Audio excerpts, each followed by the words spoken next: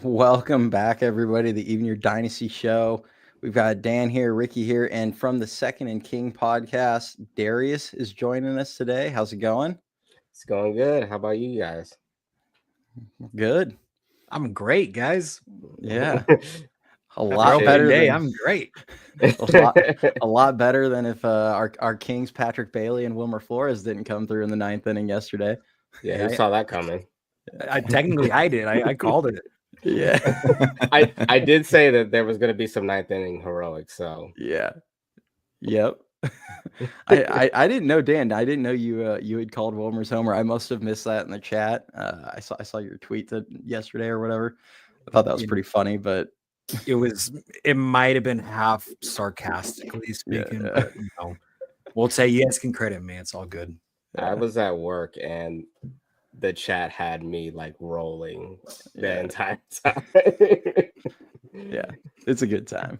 But yeah, you know what? They're 1-0. You know what they say, you can't go 162-0 if you don't win the first. So just let's just start getting ready for this, Hopefully we go on a run. But awesome game yesterday. Overall, they hadn't come back in the ninth inning in a road game, I think, like ever on opening day, and it was only like the second time they'd ever done it as a franchise. Down 3-0 at one point against Hunter Green, who was dealing. At least his fastball was working really well. Down 3-2 going into the ninth, finished 6-4 was the final. Yeah. So yeah, good stuff. I mean, what did you guys take away from that game? It's one game. A lot of times we're going to be doing these live shows. We'll have like a full week's worth of games to talk about. Obviously, we have just one today, but what did you guys like? What didn't you like? I think there was an obvious answer on there, but what did you guys think? Who's going first? I guess I'll start. I think the main thing I took away was, even though Webb didn't have his best stuff, that game, he got hit around a little bit. 3 runs isn't awful, but it's not ideal. But the bullpen is my main takeaway. They kept them in the game,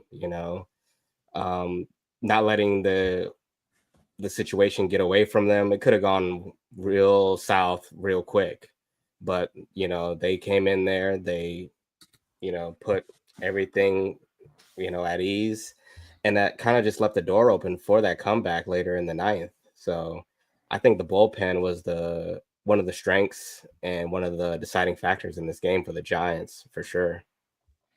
I know what my biggest takeaway was. I wholeheartedly agree with yours, Darius, but one that stood out to me more than anything that you saw on the field, this team's chemistry is way more evolved compared to last year or two. You saw firsthand when Wilmer hit that bomb, the whole clubhouse, the whole dugout just went insane. You can see the vibe with Ramos and Lee and all the guys. They were going crazy. They fully support and are playing for each other and for a bigger picture. So their reaction is really what stood out to me the most, because I'm like, all right, this is a different vibe. This is a different field than we've seen from the last couple of years. Like you said, Webby didn't have his best stuff. A couple of the guys struggled. I know we saw Willie, for example, kind of struggled at the plate. And on defense, you saw that little, miscue. But these are guys, that are going to get it together as the season goes. We're not going to panic on game one. But more than anything, you can just see how they really want to play for each other and win for each other. And just the vibe and feel is what stood out to me as, one of the bigger things from the first game. Yeah, I would say the biggest thing is, they came out against one of the better young pitchers in baseball and really grinded through. They struck out 17 times in this game and still found a way to win. I mean, that's huge. And, not only that, but, Hunter Green was dealing, and even though it is early in the season, they got him out of the game a little early, and that was the biggest thing. The more times you can get into these other teams' bullpens, more often than not, you're going to give yourself a chance late in games, because a lot of these other teams' bullpens aren't going to be as good. So anytime you can knock out the other team's ace like that, even when they are dealing, that's huge. So, that was good. And they also kept themselves in the game. The bullpen came in after Logan Webb, and through 4 innings, Gave up the 1 run at the end of the game, although they had a 3-run lead. So I don't take too much from that. But they only gave up 2 hits in those 4 innings, and I believe just the 1 walk. So that was huge for me, having a bullpen come in and, really shut the door on the Reds and really just keep yourself in the game.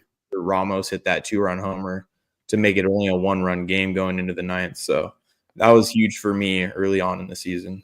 I do want to piggyback off your point there in response to Haruku's comment about where he says, I guess everyone thought I'm getting strikeouts there. doesn't Don't matter. Like Ricky said, you played their ace. You played one of the better righties in the National League with one of, if not the best fastball in the league. So, yeah, you struck out quite a bit. Cody will go ahead and elaborate on that, but you grinded against their ace and you came out with a dub, and that's what matters at the end of the day. Yeah. Yeah, I mean, I am going to touch on the positives first. You just kind of piggybacking on all of you guys there. The pen, I think first of all, I mean, that was really good to see the pen step it up, keep it a game, give the offense a chance to do what they did in the 9th inning and not let it get out of hand. They deserve their flowers. Elliot Ramos had probably the at-bat. It probably is going to be the at-bat of the year for probably at least a few months. I mean, honestly, that at-bat doesn't allow, if he doesn't have that at-bat, they probably don't come back from this game realistically. I mean, maybe they do with a huge 9th, but that gave them hope because, I mean, Green was just mowing them down. I think he was at around 57 pitches or 56 pitches. He was right on that 15 pitch an inning pace. He was probably going to get through 6 at the pace he was at, maybe more the way he was dealing. And Ramos had, I think, what did I call it? An FU at bat, where he fouls off like 6 pitches or 5 pitches. And then on the 11th pitch, it's a 2-run home run. It was just like, hey, I'm going to screw up your pitch count and then also hit a 2-run home run while I'm at it. So it was just, that was just a great at bat. And then, the thing I didn't like, the strikeouts. I mean, I'm sorry. Let's not make a habit out of trying to win games where we strike out 17 times. I do think this team is going to struggle with high velo pitchers all year. This is going to be probably a problem for them. You've got guys like Chapman and Ramos. And I mean, I need to see more out of Adames just every day to see what goes on with him. Obviously, his strikeout rate's usually around 25%, but especially Chapman and Ramos, they have a little bit of chase, especially top of the zone. And when a guy's throwing 99, you are rarely going to catch up to that. Same with Yaz, top of the zone as a whole. There's 4, 5, 6 hitters in this lineup that have a good amount of swing and miss. We're probably looking at a 25 to 27, 28% strikeout rates with those guys. And especially the high velo guys, at least 4 of them have holes at the top of their zone. So that's going to be a problem probably. So we're really going to need the pitching staff those days to step it up, keep it a game. Hopefully they can, claw a couple runs on the board and get the guy out of the game in the 5th or 6th. That way they can get to the pen. So that was my kind of big takeaway. That was on the negative side, but also, the 9th inning, it was just a lot of really good baseball, the way they went about, Lee draws a tough walk where he spit on a lot of really good pitches. Chapman goes the other way, big hole on the right side. He goes the other way. Lee takes the extra bag, gets to 3rd. Ramos, you got to protect there. I didn't like that at bat. I mean, yes, it was a disgusting pitch that guy threw an 0-2, but still, like you got to swing the bat. You can't let that go by. But Patty Bales picks him up. Wilmer goes yard, and we're all happy today. So that was kind of my takeaways from yesterday. Except for Dan, Dan. yeah. Do I need to upload those pictures? I gave you permission to use it on for the show. Oh man! Oh, we'll get them. Don't worry, everyone. We'll share some stuff. But no, I'll never complain about a win. That's all I'll say. Yeah, I just want to say this about in terms of Jung-Hoo Lee, he was the igniter in this game. Both times, like he got on base twice via walk, and both times he scored. So just from that, and you mentioned the last at bat he had, in the 9th to get on, he fell behind 0-2 very quickly, and he had to work his way on for that walk. and then Chapman comes up the base hit, and we talk about it a lot. Having the speed and the athleticism to go first to third on a base hit, and you see it pay dividends right there. And then he's only 90 feet away from scoring. Like if that's Wade, he doesn't. He probably rounds second and then drops anchor. He doesn't go to third. Not wrong. Yeah, for sure. And I did want to bring up one other thing too with all the strikeouts. People do have to really realize there's a little nuance here. It's not, same old Giants striking out 17 times. It's early in the season, and they went against a guy maxing out at, I believe, 100.7 was his max velo in yesterday's game. So, yeah, is one of the harder throwing starters in the game. And you're not seeing that in spring training, especially not for 5 innings at all with your whole lineup in there. So give it a little bit of time. It's early in the season.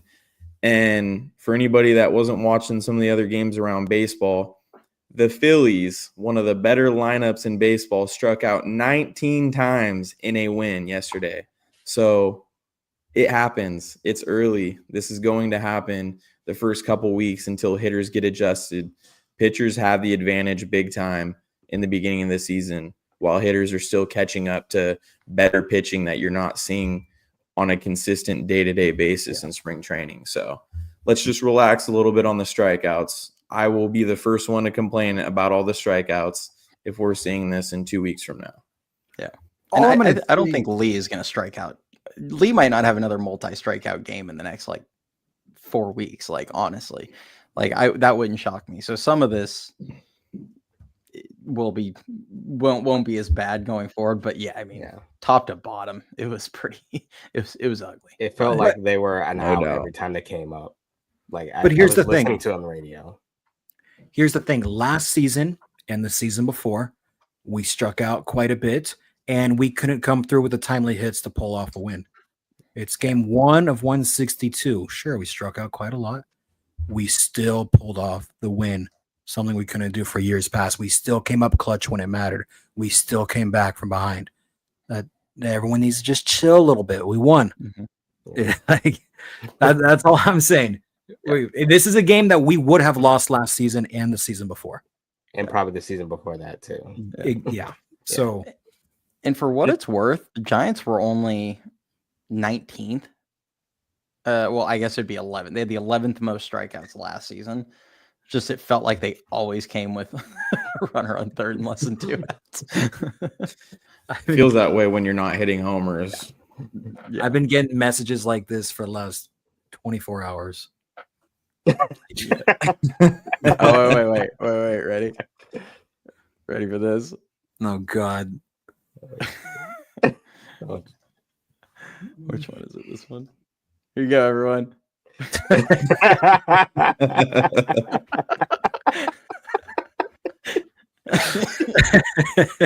guys don't want to see what the original thumbnail for this live was going to be.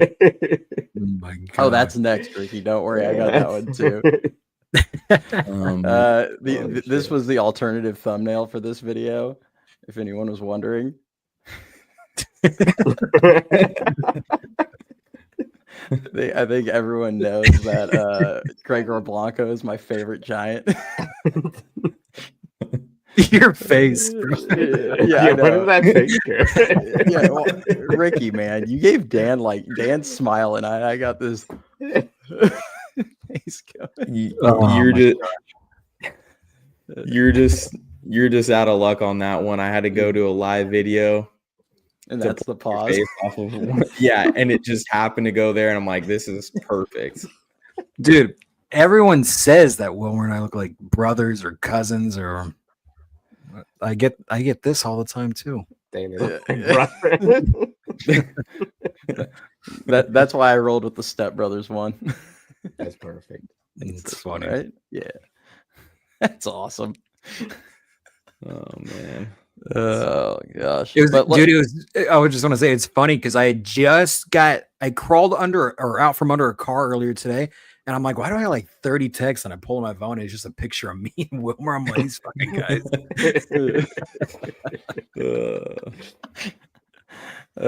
Good times. But Hey, Cody, at least you got photoshopped over Amy G with Gregor Blanco. Wilmer got put over Wilmer's wife's face. So yeah, there's that. could be worse. Could be worse. Yeah. But yeah, so other than that, from yesterday, we mentioned Webb. The only thing that was concerning for me, I'm not worried about Webb long term, but he was definitely missing up a lot yesterday. I'm glad he was able to grind through 5. That could have gotten away from him. I mean, the 4th inning kind of had a feel of here we go again. Finally got one down that a guy grounded into a double play. Got out of that, and then he got through the 5th. So, with Webb, he'll get going. It is a tough park to pitch in, but it's kind of like I mentioned in the chat yesterday. Like, the park doesn't change. The park's not why he's not locating, and that was the problem. He was just up in the zone, and that's I've mentioned it with Roop. Like, that's going to be the days that he's going to get knocked around because he doesn't have that overpowering stuff. And when you're a sinker baller and you're throwing it up at the heart of the plate, up in the zone, guys are going to knock you around because you don't have the stuff to get away with those mistakes. So, that was the only thing there. Yaz had a nice game. I saw Ziggy just mentioned Yaz. You know what? If Mike Yastrzemski is going to start going the other way in 2 strike counts when the team has that huge shift going on, he could be in for a good year because like that hole is always going to be there. They always leave that for him. So if he can shorten up and actually like take what the defense gives him from time to time, you could see actually a pretty good year out of Yaz, and my opinion on him might change a little bit. A little bit. Just a little bit. Just a tiny bit. Yeah. But, I don't think there were no pinch hitters yesterday. Something else of note. Your starting 9 played the hole. They didn't play the platoon game. They didn't play the matchup game late. Obviously all they've got is a bunch of right-handers on the bench. So really, I think the only opportunity I saw where that might have come into play was Yaz's last at bat. They could have pinch hit Matos there, but when you're up 3 runs, they're not going to sacrifice the defense. So they stuck with Yaz. So I get why they didn't. So that was just kind of the other note that I took away from the game. I think we're going to see that a lot. Good. Forward. Yeah. What did you guys think about the final roster? Because you mentioned it, Cody, about how they're very right-handed heavy on the bench. But we saw that quote from Buster about prioritizing more versatility, guys who can run the bases, defense, all this stuff. So I kind of wanted to get your guys' general thoughts on that. It's like I said and Cody said when the 3 of us talked privately when that was announced. It's like common sense and logic is now relevant again, because we've been preaching that for the last few years. Like, put your best players in positions that are going to benefit the team to win. Don't just go purely with the analytical, what the analytics say and the matchups and whatnot. You get the best players who have their own strengths and you utilize those strengths to your advantage. So I'm all for it, man. I thought Koss was the one that was kind of a surprise to all of us, but after digging a little bit deeper like we have, it makes sense. He's just a solid all-around player. He's not going to be exceptionally great at one aspect or another, but all the things that he does right, all the little things, that's what you need in a bench guy. So that was the biggest surprise. Then everything, the Casey, we're all happy to see Casey make it. And same with Matos. So I'm just, I'm overall happy with it. Yeah. I was so glad Casey made it. I remember that conversation I had with him back in the offseason. He was just like, I don't want to go back to freaking sack. I don't care if I'm on the bench. I don't care what role it is. Like, I don't want to go back there. So I was happy to see you made it. Yeah, Koss was the only one that was kind of a head scratcher, a bit redundant with Casey. But it depends on how they're going to use him. Is he going to be the first? Like, I do believe Melvin when they say that they want to give these guys the half days off or whatever we want to call it, where they DH, but they don't, they give him the day off in the field, but they just have him DH. So I think they're going to try and keep Chapman, Ramos, Adames, Fitzgerald, even occasionally. Like, I think they're going to try and keep these guys a little more fresh by doing this a little bit. So, like, Koss is probably the better defender at short. You can maybe make an argument he's a better defender at second, though I think Casey is, good enough there. He's above average at second that I would just let Casey get those at bats. And then obviously Casey's way better at third, but Koss can play. I know Ricky pointed out, Koss can play left and right. He's only played like 100 innings there or something in the minors, but he has done it before. So in a pinch, they could. I still think Wisely probably would have made more sense. But, you look at what Koss does and what he brings. He doesn't strike out a ton. He does draw some walks. He's got a little bit of speed. He stole between 10 and 16 bags every year in the minors. I think he's a guy that they feel like if they put him in a pinch hit situation, pinch run or whatever late in a game, especially if you have like a situational at bat, you probably feel like this guy can come through for me because this is what he does. Like, this is his skill set. And so I don't think he's going to get a ton of at bats, but I do think they're going to use him as kind of a matchup late in the games if they need him. Yeah. So.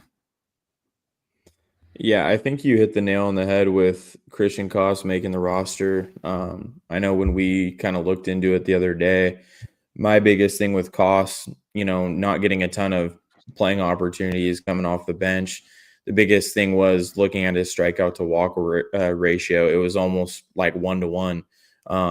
I think last year he only had like 50 something strikeouts for pretty much the whole year in AA and AAA.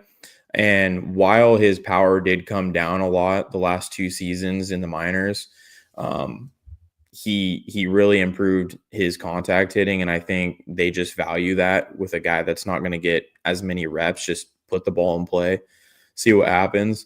But yeah, it is interesting having both him and Schmidt on the roster and then not having Wisely, somebody that was here majority of last season, and keeping the roster down to 4 outfielders, obviously not including Koss and guys like Fitzgerald and Wade who can spend some time out there. The other one for me that was really surprising was having Spencer Bivens make the team as the long man and then having both Beck and Jelly not make the team. I was really surprised by that. Not really mad at it. I think Bivens is a little bit better than Jelly last year, and I'd probably rather see him in those long man situations, but that one was like the biggest surprise on the pitching side for me. Yeah, definitely for me too, because when you look at, because Jelly's been there for a while and he was used a lot last year. Like, they leaned on him heavy. So I was thinking they were probably going to do more of the same this year. And the same thing with Tristan Beck. He's fully healthy. I thought he was going to get the long relief role. But yeah, they really shook up the roster in ways I wasn't expecting. And I'm kind of like you were saying, Ricky, I'm not mad at it. I am surprised, but I kind of like that they're trying different things and they're not just, going with the safe or what makes sense in terms of, analytics, that we have to play the matchups and all this. Yeah. And that's, I think they're just trying to find, good baseball players. Like, they're trying to find winning players that fit what they want to do. They're not necessarily concerned about what hand you throw with, what side you hit from, all that stuff. I mean, Aaron brought up, Tom brought up, does righty lefty matter if you're willing to ignore launch angle and go the opposite way? No, I mean, some hitters are better, they have the reverse splits. Like, look at Willie Adames. He's better against right-handed pitchers than he is left-handed pitchers in his career. Yeah. Some guys have it, some guys don't. Some guys are Elliot Ramos, who's Aaron Judge against lefties, but is like, a 680 OPS guy against righties. Now, hopefully that's we're in for a change, because if he can bump the performance against righties up, I mean, if he can do special. Yeah, if he can do what he did opening day against someone as tough as Green, then that could be a good sign. He's flashed against righties plenty. Like, I mean, he hit. I'd have to pull up the splits. He hit plenty of homers off them last year. the splash hit, the splash hit he had last year, that was off a righty throwing like 100 miles an hour. That ability to just go with the pitch the opposite way, like that should, in theory, allow him to have a ton of success, especially when it's a hard throwing righty like Green. But yeah, I mean, it's interesting what they're doing to the roster, the bullpen. I was a little bit shocked that Lucchesi didn't make the team. Not overly. It felt like everyone just assumed he was going to make it because he's left-handed. Right. But and he was having a good spring, but it's like, are you really going to put him on the roster over Randy Rodriguez, who yesterday, I mean, he's a little inconsistent. We've all seen it. We saw it last year, although I do think he got kind of hung out to dry a handful of times last year where they left him in for a third inning and things like that. And they shouldn't. But the command can be a little spotty, but he showed yesterday why you absolutely keep him around. Like, his stuff is nasty. And if he puts it together, I mean, that guy has closer stuff. I mean, this is a guy that you could reliably put in late innings if he shows reliable command. Like, you'll feel good about him, like they did with Eric Miller, where they're going to start him in less high leverage situations, and he might pitch his way into being one of the setup guys late in the year. So I like what they did. So.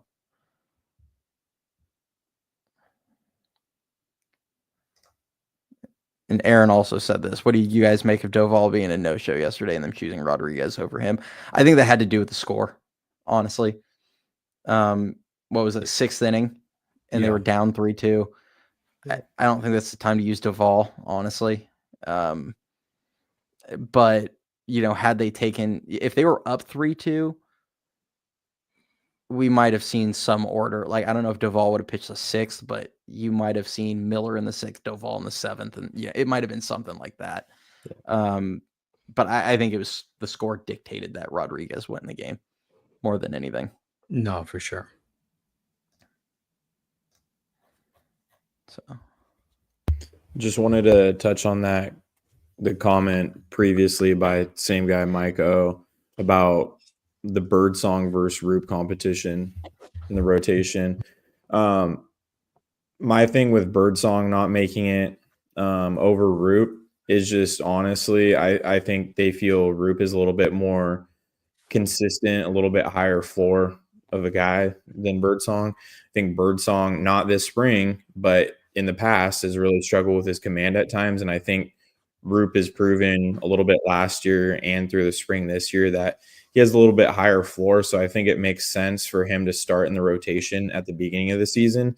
And they've been pretty open about stretching Birdsong out in the bullpen and trying to get him ready for those starting opportunities. And I honestly don't see Roop being the full-time number 5 starter the entire season, assuming everybody stays healthy, which most likely won't happen either.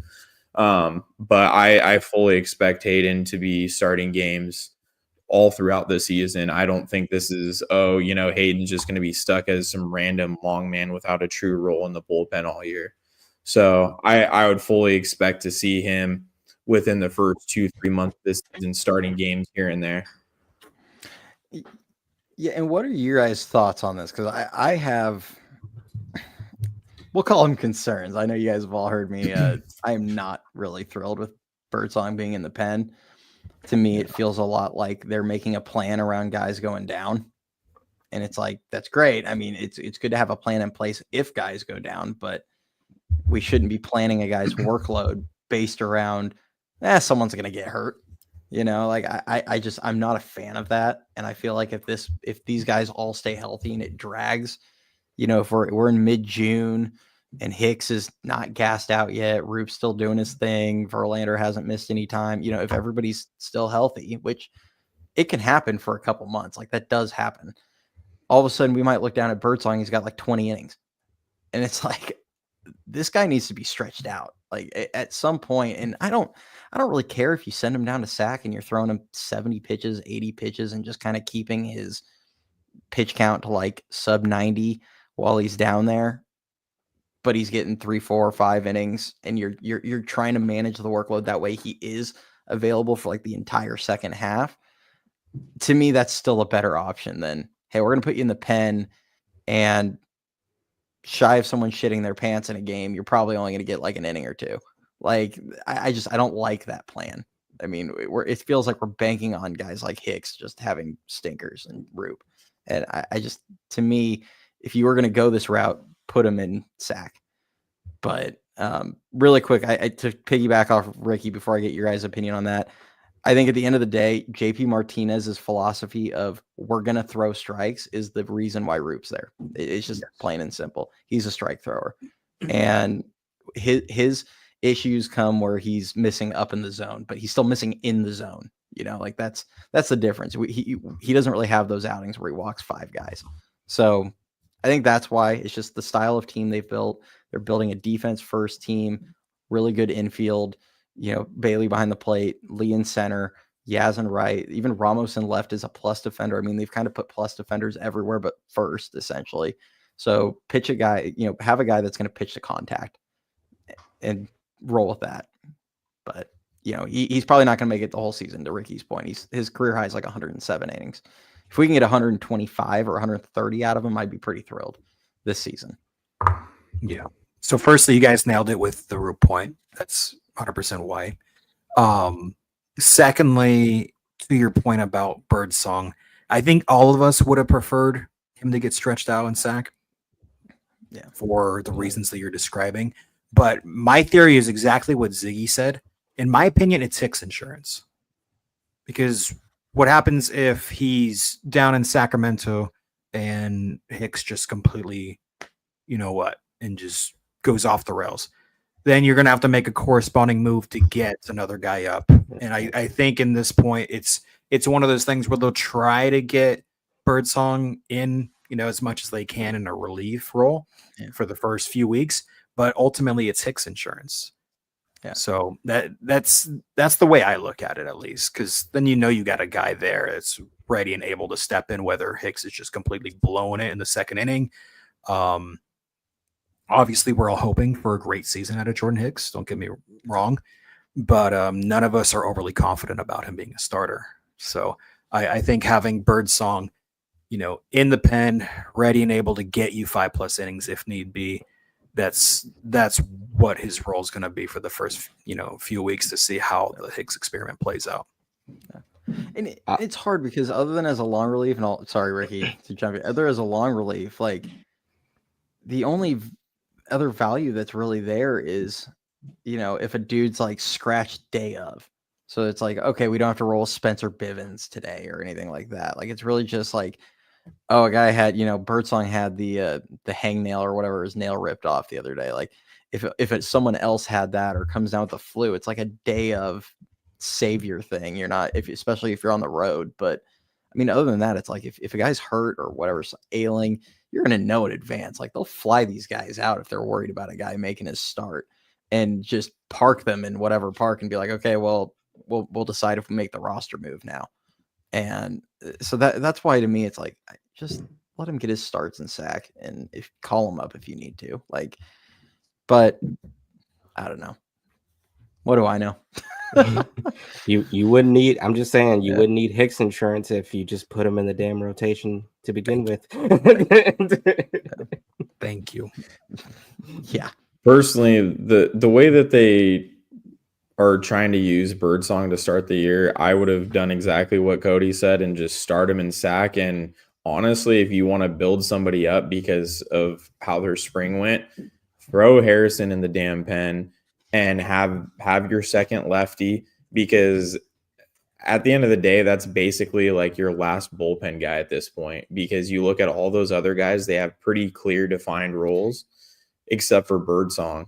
Like, yeah, we know he's going to be some sort of a long man, but in a typical innings while we're behind in a game type situation, when a starter gets blown up, you know they're going to go to Bivens. They're not going to put Birdsong in that role typically, because they know Bivens will bite the bullet and kind of just take one for the team and eat 4 or 5 innings in the middle of a game, versus Birdsong, who they're probably not going to want to put in those kind of situations. So I feel like it would have made a little bit more sense to have Harrison take over that role, build him up a little bit. And then when Harrison has been built up a little bit. If he needs to go a little bit further, then you send him back down to Sacramento, build him up a little bit more, and prepare him to get back into the rotation, if that's what you want to do, depending on obviously how Roop and Birdsong and Jordan Hicks look.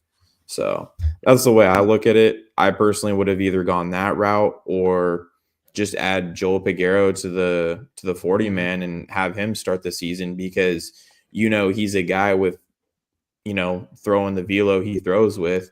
He could have helped you out in late innings, on a day where maybe the previous night you just burned through, Miller, Doval, and Walker. It would have been a good backup plan to have him in the back end. Say you won 2 games in a row and all those guys have been burned, you can throw Peguero in those situations. So hopefully he's a guy we see early on in the season get a shot in the big leagues. Mm-hmm. Yeah, absolutely. He has been, a 4 and change ERA guy in sacks, so I earned AAA, so I think they do want to see a little bit out of him there. Yeah. But yeah, I mean, I hope he just forces it and we can see him up on the big league team, because his stuff was electric too. I mean, this team, remember a couple years ago before Doval came up, and it was like we would look around the major leagues and every team had like 4, especially when they played the Dodgers. It felt like every guy out of their pen was throwing like 98, 99, 100. Cardinals And the Giants too. and every guy out of our pen was throwing like 95. And we're like, okay, why are we so behind the times right now? And now all of a sudden you've got, Rodriguez is pumping 90, triple digits. Birdsong, I mean, good Lord, if you put him in the pen, maybe he's hitting triple digits. He's been putting 98, 99. Doval clearly is doing it. I mean, even Ryan Walker's throwing like 97 with 2 feet of movement. Like, it's just, it's nice to see a team. And then you have Tyler Rogers throwing like 79 and 79 mile an hour rise balls. So it's like, it's just nice to see a little bit of a change there in the bullpen. But yeah, sorry, I was trying to pull something up. A few people. Okay, so a couple people have asked some questions. We'll get you guys' thoughts here. I start a couple of these. I feel like I missed one, but if you guys see something, throw a star on it. Couple questions. First thing I'm going to jump into really quick. Are we surprised Bryce is not starting in AAA? So Bryce is currently in Arizona rehabbing. It sounds like he's close to coming back, but I think a lot of you recall he had a wrist injury. That's what held him out of the showcase spring breakout. Yeah. It kept him out of that game. He's playing in games right now in Arizona in like simulated whatever extended spring training. I don't know what you want to call them, games. Sounds like he's going to be added to a roster soon. They have not decided which roster. I would urge everyone not to just go looking at the rosters of the minor league affiliates right now. They are not updated. Like Richmond has 3 infielders currently. If you go on the roster, it shows Bryce is still in Sacramento, but they're not, not on today's game. He's not there. It's all wonky. So I would just wait.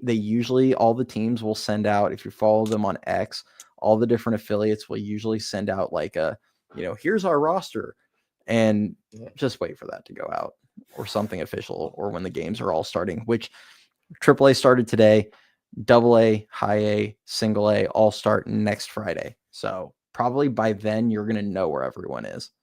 But I think Pavlovich might have tweeted it yesterday, said they had not decided on AA or AAA for Bryce. Mm-hmm. I would probably lean to him starting AA. Yeah. I was thinking he might start AAA, but then it would probably make more sense because he only played how many games did he play in SAC last year?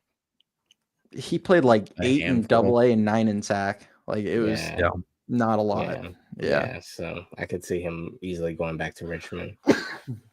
Yeah. I think, and I mentioned this to you guys, I think at one point, I think it just all depends on what they want to prioritize. Are you worried about like seeing his bat develop at every level? Then you send him to AA.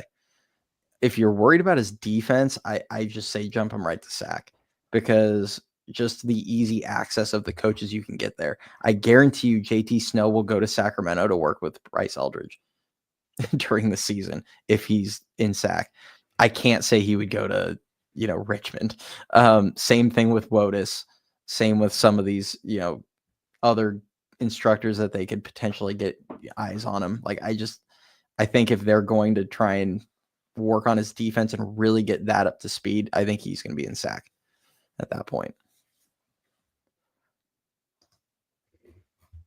I will say it would be beneficial for him to start in Richmond too, just because, he had that nice homer to dead center at the start of spring, and then he didn't really do much after that. And then he had the wrist injury. So it would be kind of nice to get him almost like an extended spring against some good pitching, because whatever he's facing down on the complex fields in Arizona right now is going to be really low level minors pitching for the most part, other than, like I said, rehab guys.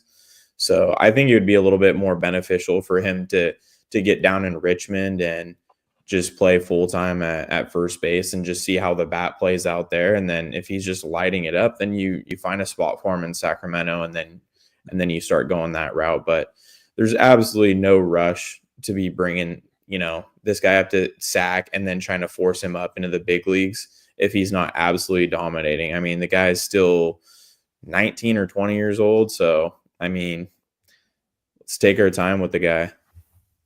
Yeah, no need to rush it. Mm-hmm. It's been a minute since the Giants have had a prospect, with this much hype. So I would not want to ruin this. Yeah, and he's 21. He just turned 21, right? Yeah. No, he just turned 20. 20. That's right. Sorry, I was right. That's right. Time. Yeah. He just turned 20 because his teenage season last year. Like, don't mess it up. Like, make sure he's ready. Like, we don't need this. We have rushed every prospect up in like the last 5 years. It's fine to let these guys. I mean, granted, my complaint is less about rushing them up and more about how they handle them once they get here. But like, to that point, like, it's okay to not rush a guy and just let him do his thing. Now, if he dominates AA, we might not see that much of him at AAA, if we're being honest, because the Eastern League is infinitely tougher to play in than AAA is. And I get it. A lot of people would be like, oh, it's a higher level, blah, blah, blah. Look at the Eastern League ballparks. A lot of the talent that, like, the pitching talents that's there. Go look at a game in Richmond in the middle of April where it's like 48 degrees, the wind's blowing in, and it's this humongous ballpark, and the ball doesn't carry at all. It's like it's a hellish place to hit. Yeah. Then you go to AAA, and it's like, oh yeah, we get to play in Albuquerque and Salt Lake City and Reno, all these elevation things, and then our other parks are like Round Rock and Sugar Land and Las Vegas, even Sacramento, where like Sacramento is like the most neutral park in the league other than Tacoma. Like, every place is a launching pad. So with the smaller strike zones. So. I just want to say, based on, your comment about not rushing prospects, I won't say the name, but there was a certain someone who wasn't overly fond of Elliot Ramos and called up Wade Meckler 2 years too early just to kind of spite the guy. And now you got a 40-man roster spot that's been wasted for 2 years. That's all I'm going to say. That's all. I'm not going to say who, but that's all I'm going to say. Yeah. He loves the Rhymes with machines. Rhymes with Zarhan Fighty. That was one that, and it wasn't just Farhan. Like, there were so many Giants fans that were so far out on Elliot Ramos. And I mean, I'm not going to sit here and be like, oh yeah, I called him coming up and hitting 22 homers or anything like that. But I just remember being like, guys, like, the guy hits the piss out of the ball when he makes contact, and he has three other really, good, they're above average tools. Like, he has above average speed. He has an above average glove in a corner. He has a really good arm, and then he has huge power. It's like, why don't we just like see if he starts making contact? Because if he does, what we saw is what can happen. I think I called him like a poor man's Adolis Garcia at the time. Like, hits the crap out of the ball. Let's just see what happens. And he did. So this is why we just have to be patient with some of these guys and not just give up on them when we, guys like Luis Matos that a lot of people have given up on. It's like, or Luciano. And it's like these guys could put it together just like Ramos did. Just got to give him time. And Matos has had stretches where he's just looked like last year at that stretch where he just was coming up with runners on and just knocking them in every single time. Like, you don't give up on guys like that. And then he slumped for a week and a half and was banished to the shadow realm. Yeah, what the hell? Yeah. So here's a couple of people said, I know someone mentioned they're like no more platoons. And I will say this. My opinion, they're still going to platoon Yaz and Wright, and they're still going to platoon Wade. But that's fine. If you're running 2 platoons, and we could call the catcher position a platoon. Catchers get more days off than anybody, generally speaking. I'm not going to really call it a platoon, but don't be shocked when Sam Huff is hitting like every time a lefty's on the mound. Not every time, but like his starts always come on guys when there's a left-hander pitching. That's probably how they're going to try and arrange that. But they're going to run the platoon more than likely at those couple spots, which is fine.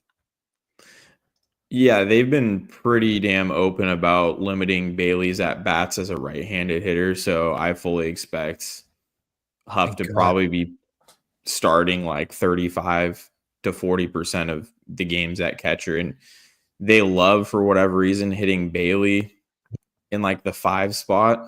So don't be surprised when Bailey is getting days off, but also DHing as well. So they like doing that. It's very odd, but it is what it is. They need to just give him the full day. I mean, I don't even care if he's hot. Like, he needs the full days. Like, his body has shown he can't handle the workload they've given them. And until he proves, like, they got to find that whatever he can handle and like build up from there, because we don't need a guy having a 450 OPS in the second half of the third straight year. Like, that's not going to help the club.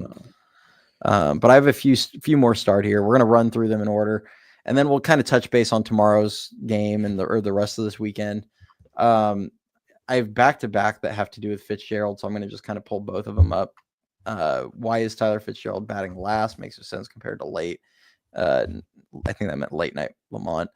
How much of a leash does Fitz get? 200 at bats. Let's hear your guys' thoughts on that. Kind of both of those things.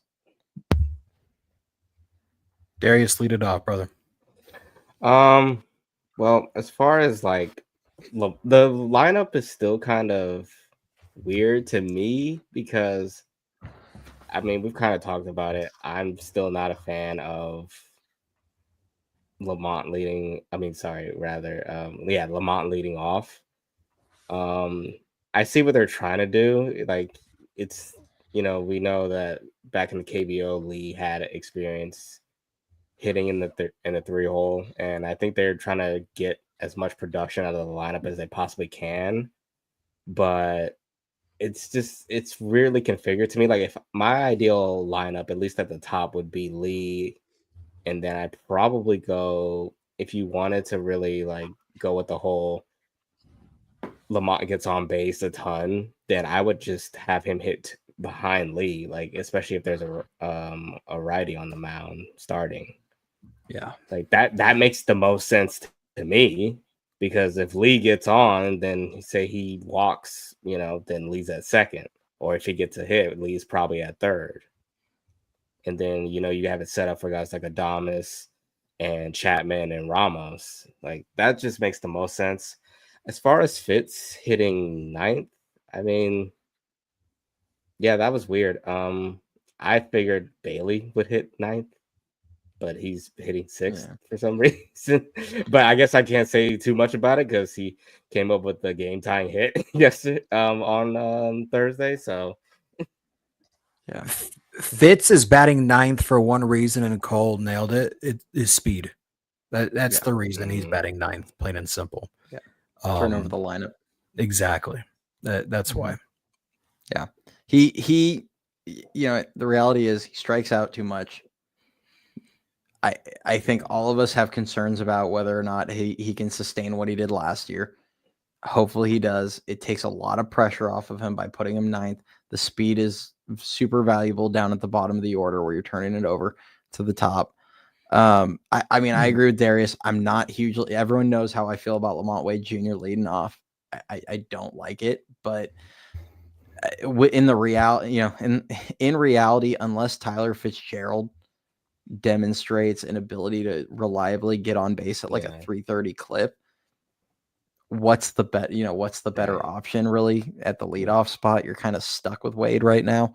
Yeah. Just as the roster is currently constructed. Yeah. Fitz, I'm sorry, I was just gonna say Fitz had correct me if I'm wrong, it was like during spring, he had more than like a 50% strikeout rate, no? Yeah, it was like 47% It was up there. or something. It was right around it, yeah. Yeah, it was rough. And he's scuffling. So they're like, okay, well, this is probably the coldest hitter in our lineup. We're not going to go stick him in the 5-hole or anything like that. So yeah, I think it makes sense. The top 5 I like. I mean, honestly, of the lineup yesterday, with who they've got, because they're going to give Flores DH at bats, especially after the home run yesterday. Matos might get some. We'll see. I think the only change I would probably have made to that lineup is flipping Bailey and Yaz. Honestly, just obviously it worked out yesterday. Bailey had that tying hit in the 9th, but I think as on everyday basis, like I would flip Yaz and Bailey. And I honestly think the biggest thing that Melvin's struggling with is separating out the slow guys in the lineup, because your everyday lineup for the most part is going to include Bailey, Flores, and Wade. And those 3 are 3 of the slowest runners in all of baseball. And the problem is, if you just ranked your hitters 1 through 9, those 3 would probably be 7, 8, 9, or like 6, 7, 8. And you just do not want all 3 of those guys getting on base with singles, walks, whatever it may be, or even one of them hitting a double, and then you're holding your team back from scoring runs because all 3 of them are just clogging bases. And you don't want them 7, 8, 9, because say you take Wade out of the leadoff spot, say you drop him down to 7, then you have Bailey and Flores right after that, and say you have, I don't know, Adames or Ramos hit leadoff, or even Lee, they hit a ball in the gap and maybe they get stuck on first because you have 3 extremely slow runners in front of them. So Melvin's got a tough job right now with the lineup in that regard. And I honestly think it's probably just about the best you can really do with it right now.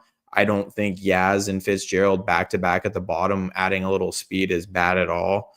And I think it's going to be a lot of the same tomorrow when we see them face a lefty. I think we're just going to see literally probably Ramos go back up to the leadoff spot against the lefty. And then you're probably looking at Wade dropping down to 5 or 6 and then possibly bumping Bailey up 1 spot.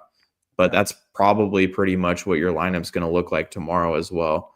Now, once you get Herrera and Encarnacion back in the lineup, then you might be able to change things a little bit, just because he's more of a gap hitter and more of a power hitter, not one of these guys like, Bailey, who's going to hit you a ton of singles more than anything else. So that could kind of change the dynamic a little bit. Yeah. Really quick, Mike says, I'm only trying to teach. I think he's appreciate the $2 there, Mike. I think what he's referring to is this Fitz had major league talent on a struggling team, sat on the bench since opening day, got sent down for getting picked off first base, just as his medal. He hit 10 home runs in 2 weeks. Yeah, he went through one of the craziest stretches. I was calling him Tyler Lamar Fitzgerald for a couple weeks there. And the talent's undeniable with Fitz. Like the power speed combo he has, everyone here is absolutely rooting for Fitz to be the best version of himself, because he brings something that like nobody else on the roster does at this time, especially with the speed. And I genuinely think he can be a 40 stolen base guy if he's getting on base at a 330 clip. I think, I don't think he's ever going to go through a power thing like he did last season ever again. But I do think he has 20 homer power like over the course of the year. but it's going to come down to the strikeouts. And right now he's got a couple pretty blatant holes that pitchers are abusing, and he hammers mistakes, and I will give him all the credit in the world. You hang a breaking ball over the heart of the plate, he's parking it in the left field bleachers, but man, you got to get the Ks down, because it is completely unsustainable if you're going to be striking out this much. So that would be my concern with Fitz. So that it makes sense to hit him ninth at the end of the day. Shout out Nathan. That's why I was laughing. Nathan. I love it. I love it. I don't know if Cody Yeah. will answer that with it being his, but I will. Yes, the answer is yes. I actively try not to poo-poo on other people's stuff while I'm on here, but if I was ranking Giants podcast currently on YouTube, he would not be at the top or near the top. So that's what I would say. Yeah. So I mean, he's knee deep in the analytics game, and I don't entirely knock that. My biggest gripe is just being a little tone deaf to everything else going on, and thinking that hitting with runners in scoring position absolutely doesn't matter, and it's strictly all about getting on base. I'm like, my guy, you have not played baseball your entire life, and it shows. Or if you have, you just learn nothing about the game. I'm sorry, but I don't like when we have too much of one side or the other. It was something that we talked about with Jeff. We've talked about it with Xander. We've talked about it with, a lot of people really that come in, and it's like the game is played between the lines amongst humans. Like, we don't have a bunch of robots on there. I understand, like, when you get guys on base, like, it gives you more opportunities, and that's the argument. Like, statistically speaking, you have more opportunities, which is better. But it's like, okay, but situationally, things change. If you're down 1 run in the 9th inning, you should be, trying to get the runner over, trying to get them in, giving up an out for a run. Those things are important. And it's just a lot of the analytics people are like, no, don't change your approach. Like, it's the same thing. This is the best. This will give you the most success over the course of a year. And I disagree. Like, you're trying to play to win every game. And that's where, it's the whole, Patrick Bailey, 1 knee down, trying to frame and pitch in the dirt when they're up 1 run or in a tie game. And there's a guy on third. It's like, guys, situationally, it changed. Like, that's my thing. And yeah, there's a couple podcasts that are way too far on one side or the other. And it's like, you've got to find that balance. So, yeah. And the other thing, in years past, in the first, say, 2-3 months of the season, where the Giants will have a string of games where they score like 13, 14 runs in a game, and it completely alters their offensive output in terms of like runs scored per game, he'll go and flex that number to people that say the offense isn't good and be like, oh, look, they're currently 7th in the NL or 6th in the NL in runs scored per game. And it's like, okay, Ben, let's go in and actually remember what happened in each individual game and look at how many games they've scored 3 runs or less and lost because of it. Like, it's just not understanding like the difference between games. Cast big. Oh man, sorry, Ricky, I couldn't hold it together, man. That's funny. Yeah. All right, we're gonna move off of that, because I'm like I said, I actively try not to like go off on other people's stuff. It's their shows. They talk about what they want to talk about. And moral of the story, folks. Thanks for the tip, Nathan. Yeah, appreciate that. That was funny. Let's see what else.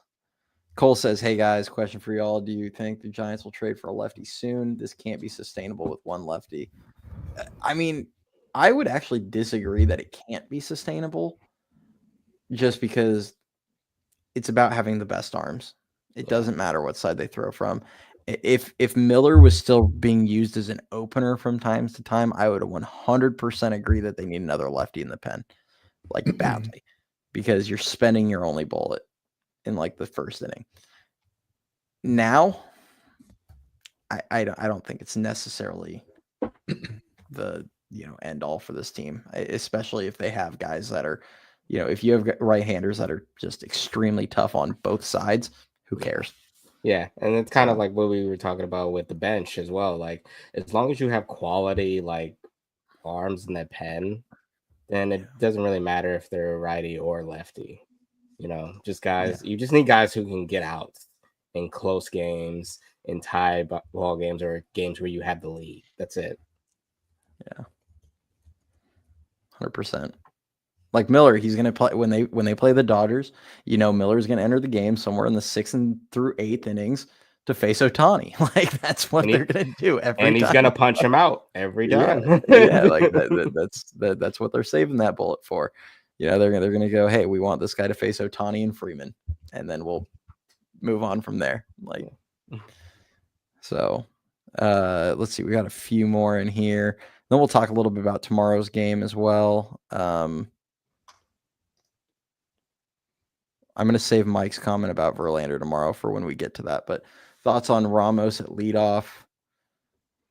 I mean, I'll leave it off. I personally would hit him like third against the left-hander. I want him to get the opportunities with guys on base, but I do understand why they're leading him off because, obviously if you're leading off, you're statistically going to get the most at bats. Exactly. Or most opportunities. And when you're that good against left-handed pitching, they want him to be the guy that gets the most shots at that lefty. So I get it from that standpoint. I just personally would either hit him like second or third. Just try and get someone on base for him, especially in the first. I was just gonna say that's the reason I like it.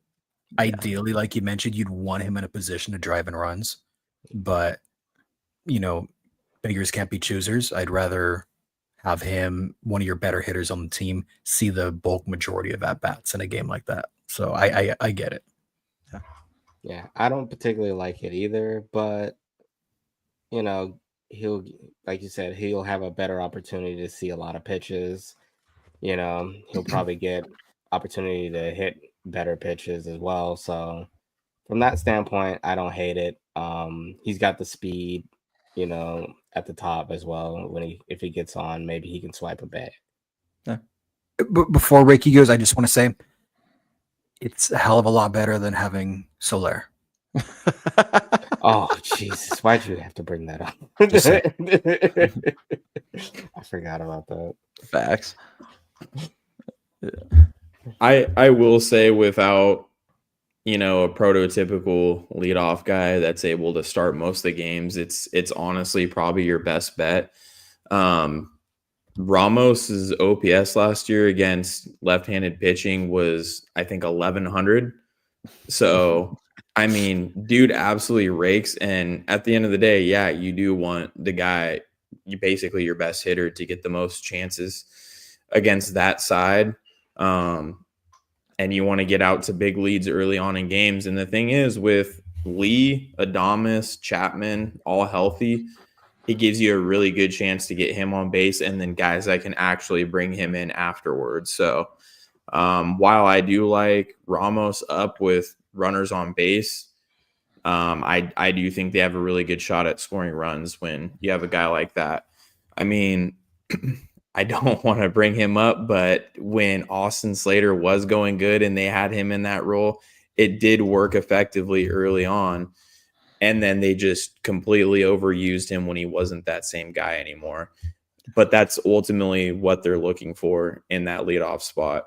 So I currently, with how the roster is constructed, I don't really have a huge issue with it. I think Darius brought it up earlier, but when they aren't facing lefties and they got a righty in there, I'd probably go with Lee in that role rather than Wade. I think Wade just strikes out way too much against higher velocity pitchers, and that's not a guy I want at the top of my lineup. For the same reason, we don't want Fitz in that role until he can bring that strikeout rate down. Yeah. Yeah, it like I said, it makes sense. I do like someone mentioned, I think Darius, you mentioned him trying to swipe a bag. He did say he's going to run more, and I'm hoping for like 15. I don't think he's going to be like a 20-20 guy, but I don't see any reason why he can't get to like 15. I feel like that'd be a good number for him. Yeah, middle teens, like maybe high. Like I would say as high as 18. And even that's optimistic, but they all need to be running more. He did hit a home run yesterday. Yes, I saw that. I said that to Dan and Ricky this morning. I was like, no way. Hey, not only did he hit a home run, but he hit a home run on opening day for the team who said that he was their number one target in free agency. Yeah. Kudos, Slater. That is my go-to response to anybody that I ever hear say the Giants have the worst owners in baseball or the worst front office in baseball. I'm like, this is something that was actually said, that Austin Slater of all people was their number one target. Like, come on, people, sit down. And I like Slater, but that's a little insane. Yeah. But then again, who would go? Who would be their top target anyway? Because ain't nobody trying to go there. Yeah. My response to Slater would be like, you do realize they're not only openly tanking, but tanking to leave that city. So yes, that is not some indictment that you're a good player, Austin. Yeah, no, that was, hey, you're a professional that's trying to revive your career, and like you'll take a couple million and get to play a lot and try and go elsewhere after this season. Like, and we know you will help us lose games when we bat you against right-handed pitching. Yes. That's like going to a gas station for snacks and you're like, oh, I want the week-old sushi that's sitting in the corner. Let me grab that and take it. I don't get it, bro. Okay, hold on, bro. What? Wait, what was that? Dude, this is a hilarious one today. I saw the comment, but I don't know what we're referring to here. Slater, I'm pretty sure. Are we? I just want to say, remember last season when it was like mid-May and he had more facial hairstyles than he did base hits? Oh yeah, that was my running joke for like 2 solid months, man. And then he finally passed it, and I was like, crap, he clean shaved it. I don't think he's gonna have any more in the bag. Like he can't sustain this any longer. So that was brutal, dude. Maiko, Adames in the 2-hole, shouldn't he be hitting 3rd, 4th, or 5th in the lineup?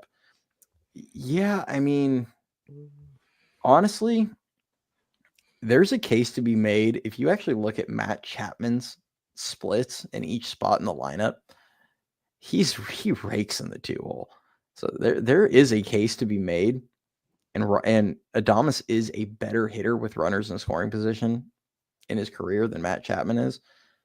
I think there's a case to be made that you could flip those two guys or put, however you want to handle that. But I think the idea is usually you want your best hitter hitting second. And I think right now the team views Adames as their best hitter, the hat trick yesterday notwithstanding. I think that's the argument in that case. Isn't Adames like a lifetime 300 hitter with runners in scoring position?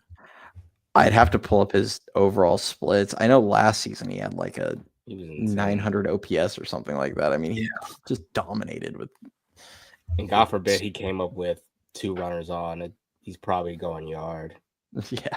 I lost count. I actually had the number at one point, how many 3-run homers he hit last year. Yeah. He's had a few really good years in Milwaukee. I'm hoping, we're all hoping he carries it over.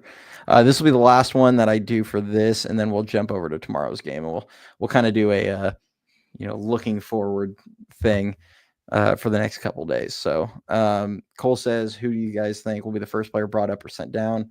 Like, when do you think Harrison will be back up when there's an injury?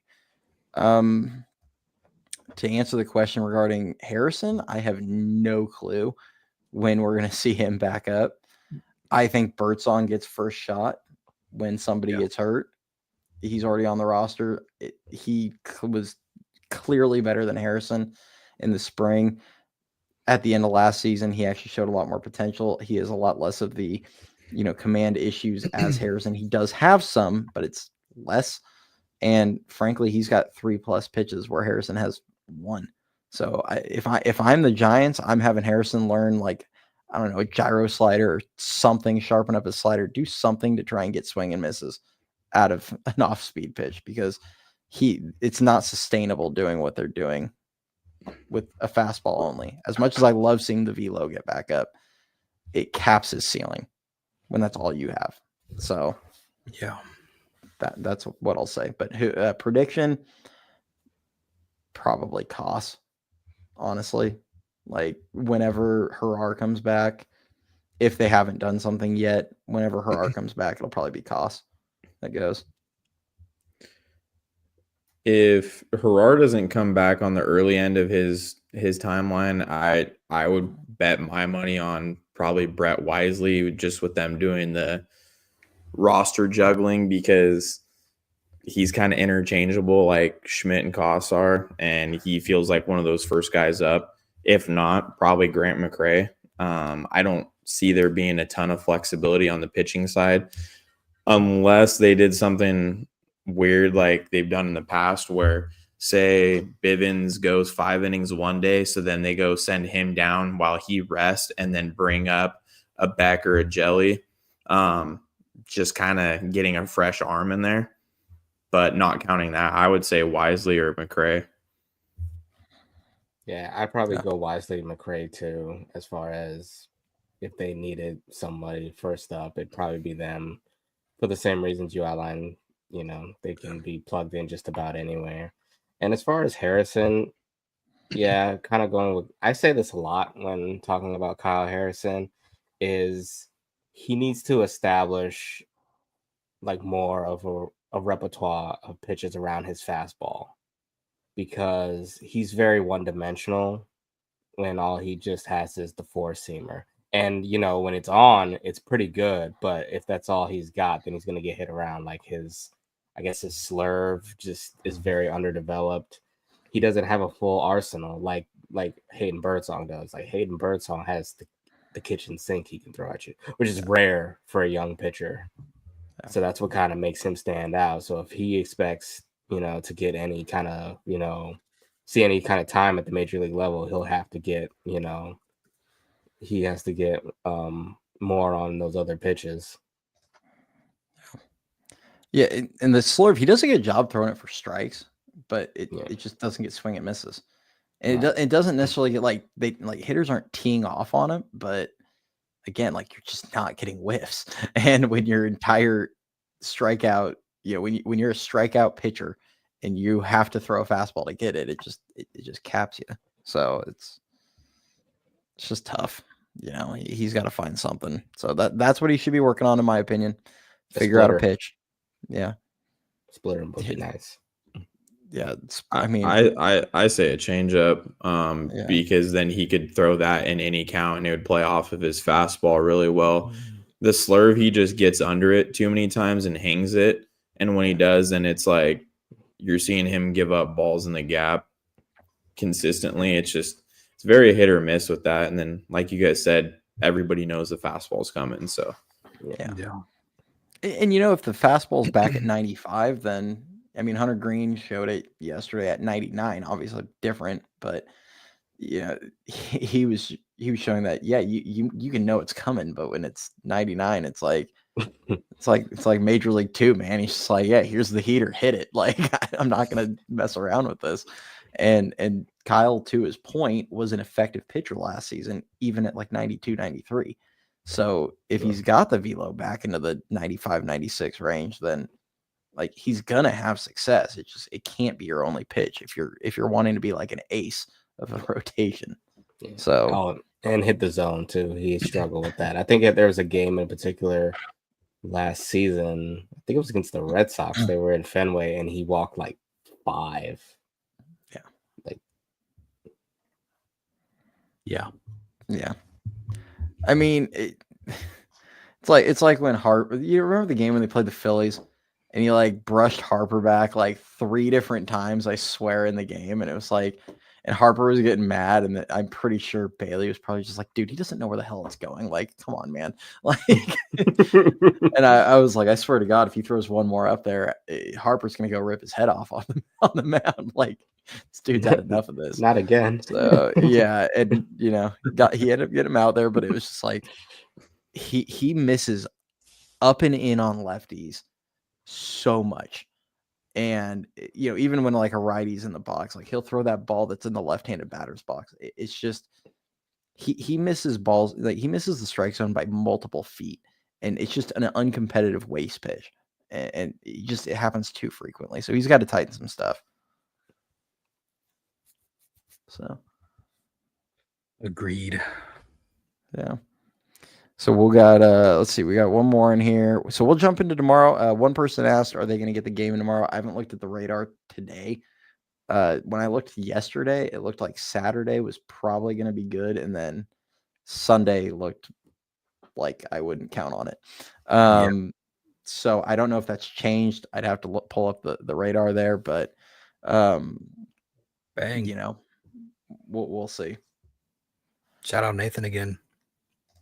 Yeah, everyone's talking about Eldridge moving up this season too soon. Tell me you guys agree. I've always said, Nathan, let the bat dictate. He needs some work at first, but if he dominates, whether it's AA, AAA, wherever they put him, if he's showing that he's ready, I wouldn't just hold him back to hold him back. That's how I am. But he's probably gonna have to dominate like a lot if they're gonna even consider it. So, what do you guys think? No, for sure. If he doesn't dominate, if he just has like a decent year, that's awesome. But I don't think they'll rush him up anytime soon. He's going to have to absolutely rake for him to get the call up anytime soon. So, yeah, I echo those same sentiments. It would have to be like there's no doubt that he's ready, and they have to bring him up. Like, and especially if the Giants have a pressing need in the lineup, then it's already an easy decision. But yeah, it would have to be like no doubt, absolutely, before they even think about making that move. I still think he will make his way to the club at some point this year, but we will see. Don't like we were saying earlier.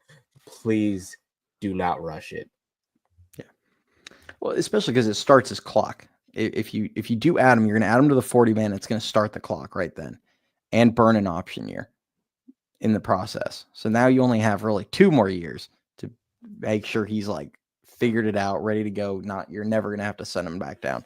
So it's just something to keep in mind. And Bryce doesn't turn 21 until after the season ends. And for context, the youngest guys that made opening day rosters this year are Jackson Churio and Jackson Holiday. Both guys are already 21 years old.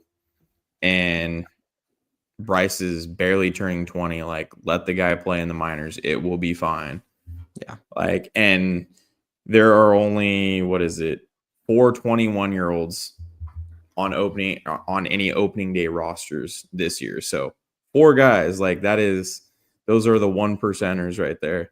And not saying Bryce is not a 1%er, but I honestly just say, like Cody mentioned, let him really tear it up in AA and AAA before we jump the gun on that. Because, we do have a future Hall of Famer in Wilmer Flores at first base. Retire the number already. He's going to hit 30. Put Dan, 41 what are up you there. going to do if Wilmer pops 30 out this season and he's the guy that is the answer to that trivia question? Oh, who ended the streak? I'll get him tattooed on my chest, bro. You heard it here first. Flip that. Yeah, right, exactly. Flip that and All right, save that for a rainy day. stamped and Just get a 41 on my back.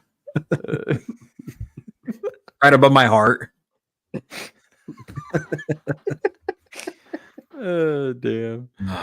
That's hilarious. I did say in the chat, Wilmer Flores' home run yesterday is going to go down as more legendary than Buster Posey's off Matt Latos in the playoffs.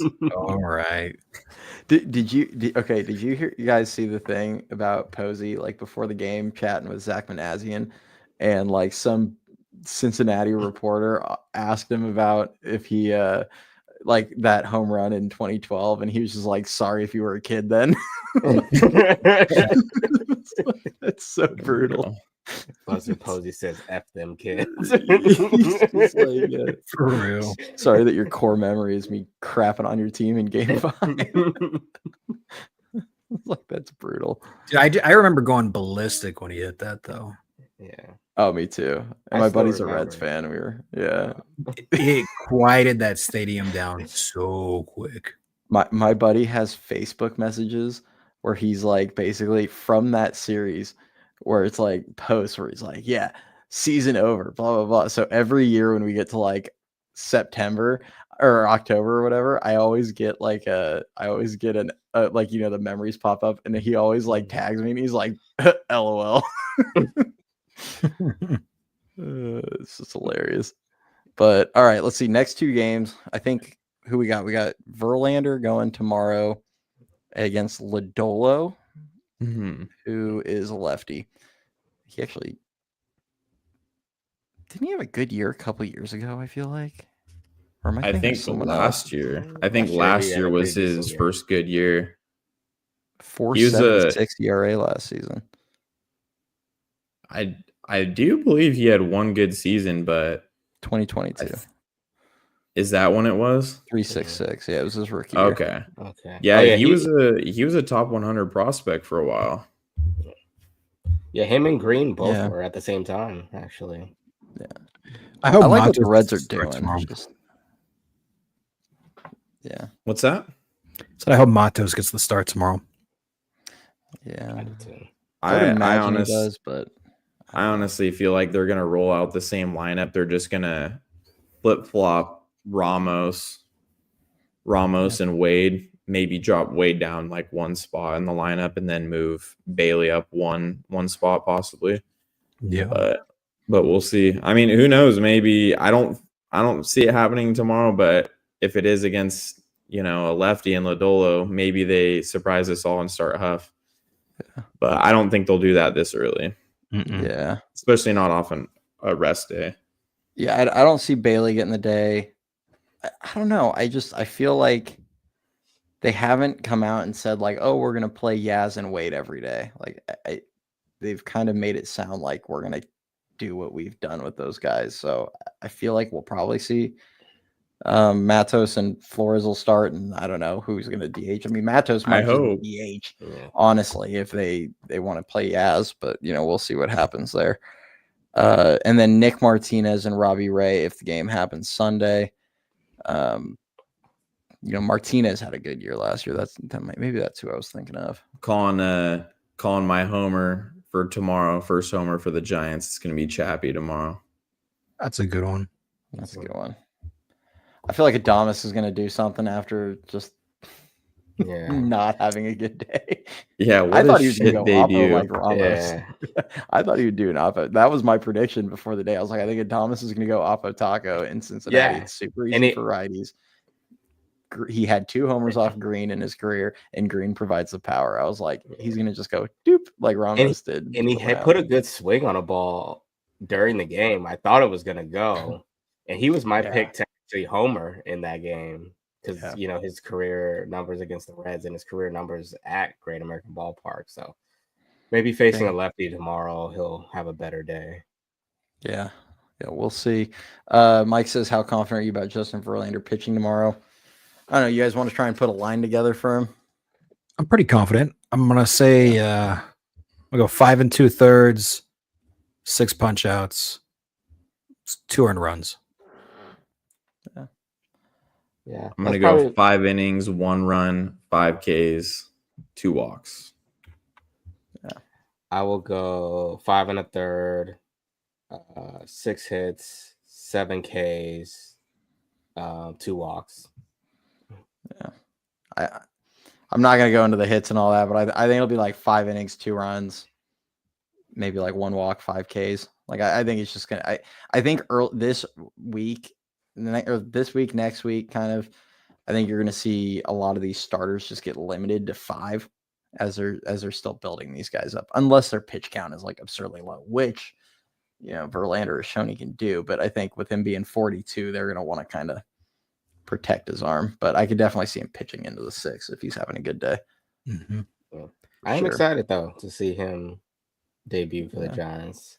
I know he's not the same Verlander that he has been in the past, but even last year when he was dealing with the injuries, there was a lot to like about him, like his pitching. Like his fastball doesn't have the same velocity on it, but he still spots it very well. And he still has a very devastating curveball. So I still think he can be quite effective. I mean, he's at 96 with his fastball still. It's like, dude's 42 and he still throws harder than most of the league. He's definitely not washed up at all. Yeah. No. People Just were needs saying to that stay too. healthy. Yeah, exactly. Yeah. Hey, we'll take that line, Ziggy. That'd be insane. Hell yeah. Yeah. Yeah. Over under 15 starts. I'll take the over for him. He seems healthy. I mean, it can change rapidly, but it sounds like he did a good job taking care of his shoulder and everything. I'll take the over on that. I think it'll be like 24 or 25 at least. Like that's probably where I'd feel pretty. That's where I'd start getting nervous, honestly. Let's see. Anything else here? I feel like I missed a question in here. Even last year, Verlander started 17 games and he was roughed up and battled injuries. So, yeah. Let's see. Green remind you of Hicks. A better version. I mean, maybe. in that they both throw the ball super hard, sure, but I know because Hicks is more of a sinker guy. Honestly, Green's more of a straight, fastball with a lot of ride, and he throws it 99. Hicks is probably going to be, maybe he's getting into the 99-ish range early in the year. I still don't think that's going to be sustainable, him doing that for 4 months. And I would love to eat my words here. Like, I absolutely would, because if we have a starter that can actually throw 6 months and he's hitting 98, 99 all year, I mean, that's a weapon, but we'll see. He made it to mid-June last season before the wheels fell off the bus. So, yeah, we'll just have to wait and see on that one. And gave us 1 month of more than 5 innings. Yeah. All right. And anything else you guys want to talk about? I'm gonna leave everybody with this before we run.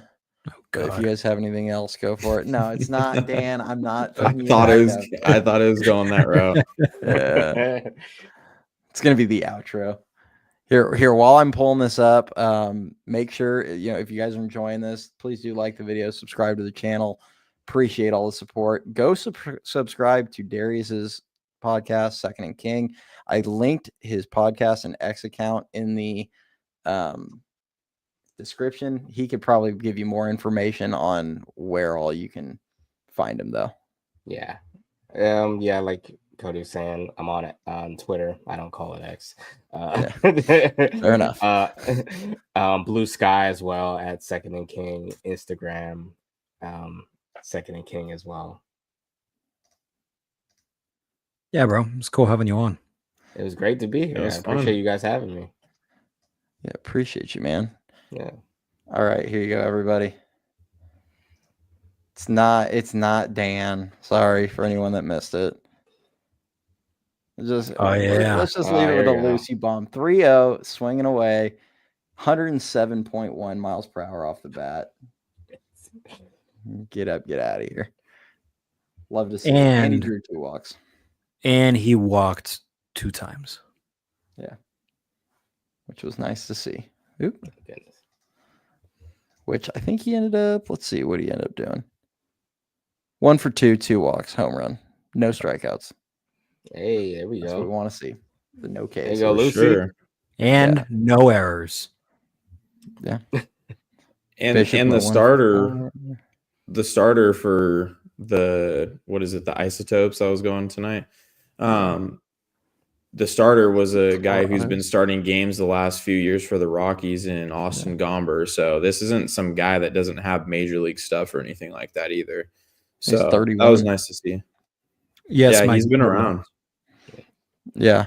Seymour went 4 innings, 4 scoreless innings. I mean, they won 8-0, pitched a shutout. Seymour went 4, Beck went 2, Peguero closed it out with the inning where it sounds like he was throwing, 99, 100 again. Some good stuff out of a few different players. Bishop went 1 for 4. Wisely had a good game, 2 for 4 with a walk. I think he also had an RBI double in there somewhere, or hit a double. And then Meckler 1 for 3 with a walk and a double, had an RBI double. Meckler's at bat, the double he hit actually was pretty impressive. He put a little bit of a charge into that in the left center. So, yeah, maybe the power shows up a little bit. So, time will tell. He'll be back to pimping singles tomorrow. My gosh. That's still one of my favorite videos, dude. That was so funny, man.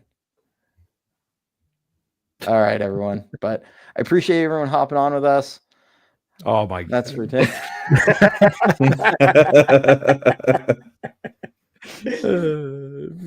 Appreciate you guys all hopping on for us.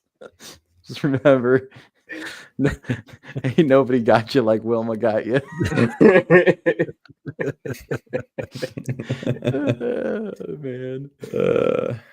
But all right, we'll catch you guys all next Friday. Well, actually, it might be Thursday. I'm going down to California like Saturday, so we'll see if we decide to do it on Thursday or Friday next week.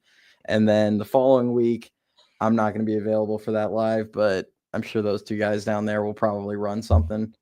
But if anybody's going to the game on the 9th, let us know. Come say hi. You'll probably see us walking around in these hoodies. So easy to spot us. If you have a Wilmer jersey, don't talk to me. I still wish I could pull the Make-A-Wish thing off.